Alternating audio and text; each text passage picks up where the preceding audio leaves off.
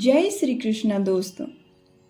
कहते हैं आस्था की सही परीक्षा तब होती है जब आप जो चाहें वह भगवान आपको ना दे, लेकिन तब भी आपका विश्वास उनमें कम ना हो। दोस्तों, मैं आपकी दोस्त एक बार फिर से आपका स्वागत करती हूँ स्पिरिचुअल लाइफ चैनल पर, जहां आप सुन रहे हैं श्रीमद् भगवत गीता के अध्यायों की व्याख्या, वो भी बिल्कुल आसान शब्दों में। और आज हम इस वीडियो में अध्याय 15 की व्याख्या सुनेंगे। श्रीमद् भगवत गीता के 14वें अध्याय में हमने जाना कि किस तरह से हमारा स्वभाव और ये संसार 3 गुणों में बटा हुआ है, और ये 3 गुण क्या है और इनका हमारे जीवन पर क्या प्रभाव पड़ता है। श्रीमद् भगवत गीता के 15वें अध्याय में हम जानेंगे कि किस प्रकार से ये दुनिया एक भ्रम है और कैसे हम इसमें उलझ कर रह जाते हैं, और कैसे इस भ्रम और उलझन से निकलकर हम अपने लक्ष्य को प्राप्त कर सकते हैं। तो चलिए दोस्तों, चलते हैं श्रीमद् भगवत गीता के 15वें अध्याय की व्याख्या के सफर में। श्रीमद् भगवत गीता अध्याय 15 पुरुषोत्तम योग। दोस्तों, इस अध्याय में श्री कृष्ण अर्जुन की संसार के प्रति विरक्ति विकसित करने में उसकी सहायता करने के लिए उसे भौतिक संसार की प्रकृति को प्रतीकात्मक शैली में समझाते हैं।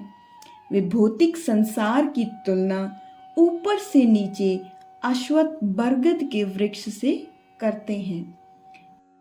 देहधारी आत्मा इस वृक्ष की उत्पत्ति के स्रोत और यह कब से अस्तित्व में है और कैसे बढ़ रहा है को समझे बिना एक जन से दूसरे जन में इस वृक्ष के शाखा के ऊपर नीचे घूमती रहती है।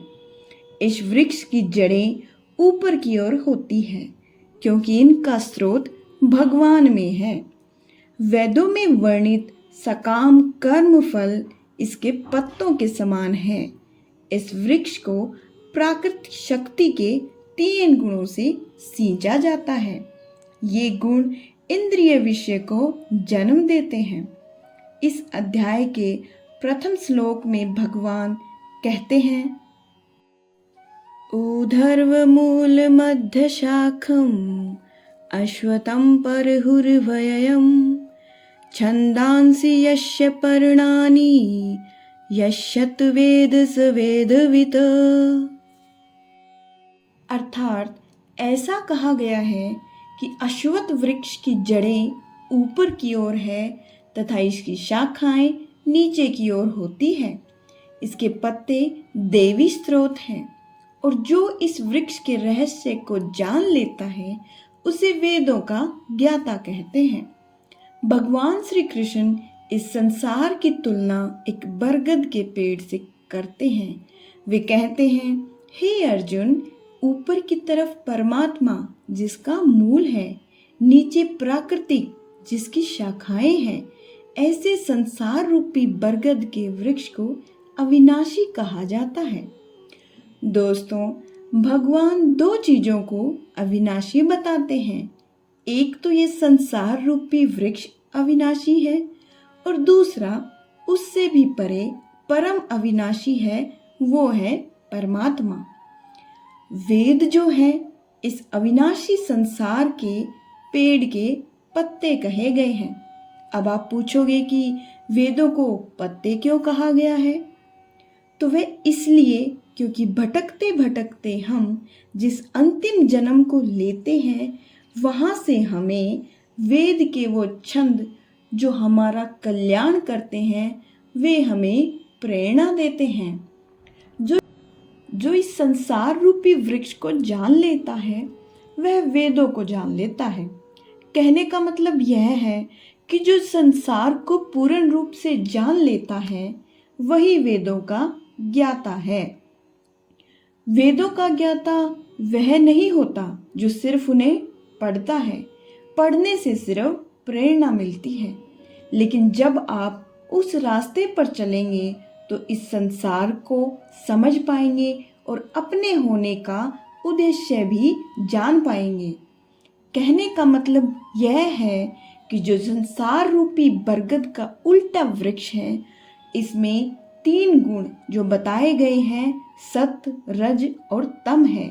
इन 3 गुणों के द्वारा जो विषय और भोग वाले जन्म बढ़ रहे हैं, ये ऊपर नीचे हर जगह फैले हुए हैं। नीचे की ओर कीट, पतंग और पशु हैं। ऊपर की ओर देव भाव से लेकर ब्रह्मा पर्यंत हर तरफ ये फैली हुई है। सिर्फ मनुष्य जन्म ऐसा है जो कर्मों के अनुसार हमें बांधता है। बाकी सारी योनियां भोग भोगने के लिए है। इसलिए जो मनुष्य रूपी जीवन हमें मिला है, इस रूप में हम आए हैं, तो क्यों ना अच्छे कर्म करें। वो कर्म करें जो भगवान ने श्रीमद् भगवत गीता में बताए हैं कि अगर आप उस नियत कर्म को करते हैं तो आप भगवान तक की दूरी तय कर सकते हैं। देहधारी आत्मा इस वृक्ष के भौतिक अस्तित्व की, प्रकृति की अज्ञानता के कारण निरंतर संसार के बंधनों में फंसी रहकर भौतिक जगत के कष्ट सहन करती रहती है। इसलिए श्री कृष्ण समझाते हैं कि विरक्ति की कुल्हाड़ी से इस वृक्ष को काट डालना चाहिए। तो फिर हमें वृक्ष के आधार की खोज करनी चाहिए, जो कि स्वयं परमेश्वर है। परम स्रोत भगवान को खोजकर हमें इस अध्याय में वर्णित पद्धति के अनुसार उनकी शरणागत ग्रहण करनी चाहिए, और तभी हम भगवान के दिव्य लोक को पा सकेंगे, जहाँ से हम पुनः इस लौकिक संसार में नहीं लौटेंगे। श्री कृष्ण आगे वर्णित करते हैं कि उनका अभिन्न अंश होने के कारण इस संसार में जीव आत्माएं किस प्रकार से दिव्य है, किंतु माया शक्ति के बंधन के कारण वे मन सहित 6 इंद्रियों के साथ संघर्ष करती रहती है। वे स्पष्ट कहते हैं कि यद्यपि आत्मा दिव्य है, किंतु फिर भी वह किसी प्रकार से इंद्रियों विषयों के भोग का आनंद लेती है। श्री कृष्ण यह भी बताते हैं कि मृत्यु होने पर आत्मा अपने वर्तमान जीवन के मन और इंद्रियों सहित किसी प्रकार से नए शरीर में देहांतरण करती है। अज्ञानी ना तो शरीर में आत्मा की उपस्थिति को अनुभव करते हैं और ना ही मृत्यु होने पर उन्हें आत्मा के देह त्यागने का आभास होता है, किंतु योगी अपने ज्ञान चक्षुओं और मन की शुद्धता के साथ इसका अनुभव करते हैं। इसी प्रकार से भगवान भी अपनी सृष्टि में व्याप्त है, लेकिन ज्ञान चक्षुओं से ही उनकी उपस्थिति को अनुभव किया जा सकता है। यहाँ श्री कृष्ण प्रकट करते हैं कि संसार में भगवान के अस्तित्व को और उनकी अनंत महिमा को जो सर्वत्र प्रकाशित है, कैसे जाना जा सकता है।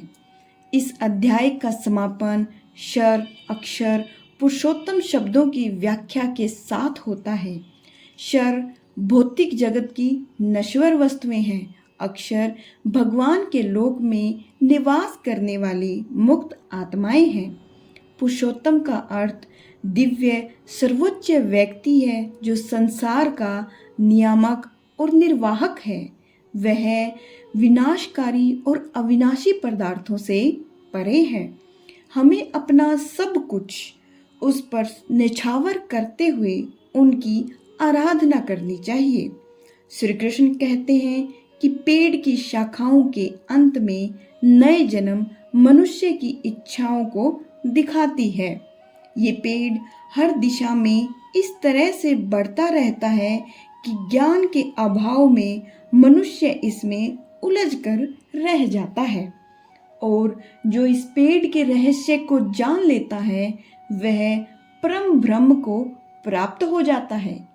इसलिए इस माया वाली जीवन रूपी बरगद के पेड़ को ज्ञान की कुल्हाड़ी से काटकर उचित योग का पालन करके उस परम ब्रह्म को ढूंढना चाहिए, और जिसका मोह, मान, सम्मान, अपमान सभी नष्ट हो गए हैं और बुद्धि स्थिर हो गई है, वह पुरुष इससे मुक्ति पा सकता है।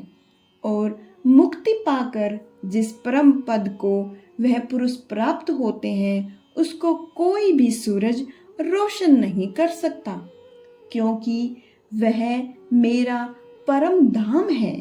हे अर्जुन, यह जान लो कि मैं सूर्य के तेज के समान हूँ जो पूरे ब्रह्मांड को प्रकाशित करता है। सूर्य का तेज और अग्नि की दीप्ति मुझसे ही उत्पन्न होती है। पृथ्वी पर व्याप्त रहकर मैं सभी जीवों को अपनी शक्ति से पोषित करता हूँ। चंद्रमा के रूप में मैं सभी पेड़ पौधों और वनस्पतियों को जीवन रस प्रदान करता हूँ। भीतरी श्वास और परश्वास के संयोजन से 4 प्रकार के भोजन को मिलाता और पचाता हूँ। मैं समस्त जीवों के हृदय में निवास करता हूँ और मुझ में ही स्मृति, ज्ञान और विस्मृति आती है। केवल मैं ही सभी वेदों द्वारा जानने योग्य हूँ। मैं वेदांत का रचयिता और वेदों का अर्थ जानने वाला हूँ। हे अर्जुन, इस मानव शरीर में आत्मा मेरा ही अंश है और यह आत्मा ही मृत्यु के बाद दूसरे शरीर में चली जाती है। यह शरीर कान, आँख, त्वचा, जीभ, नाक और मन से ही इंद्रियों और वासनाओं का सेवन करता है, और यह केवल ज्ञानी ही जानते हैं कि इस संसार में शरीर नाशवान है और आत्मा अविनाशी है, और इन सब में श्रेष्ठ है परमात्मा जो सब लोगों का पालन पोषण करता है। इसलिए मैं ही पुरुषोत्तम हूँ। इस अध्याय के अंतिम श्लोक में भगवान कहते हैं कि इति गुह्यम तमम शास्त्रम मिदमुक्तम मया नग एतद् बुद्धवा बुद्धिमानस्यात् कृतकृतश्च भारत। हे निष्पाप अर्जुन, मैंने तुम्हें वैदिक ग्रंथों का बहुत ही गुप्त और गोपनीय सिद्धांत समझाया है। इसे समझकर मनुष्य प्रभुत्व हो जाता है और अपने प्रयासों में परिपूर्ण हो जाता है। दोस्तों, इस अध्याय में हमने जाना कि हम जिंदगी में बहुत बार उस चीज़ के पीछे भागते हैं जिसको हासिल करके भी हमारी इच्छाएं खत्म नहीं होती। हम जितनी भी इच्छाएं पूरी करते हैं उतनी ही और बढ़ जाती है।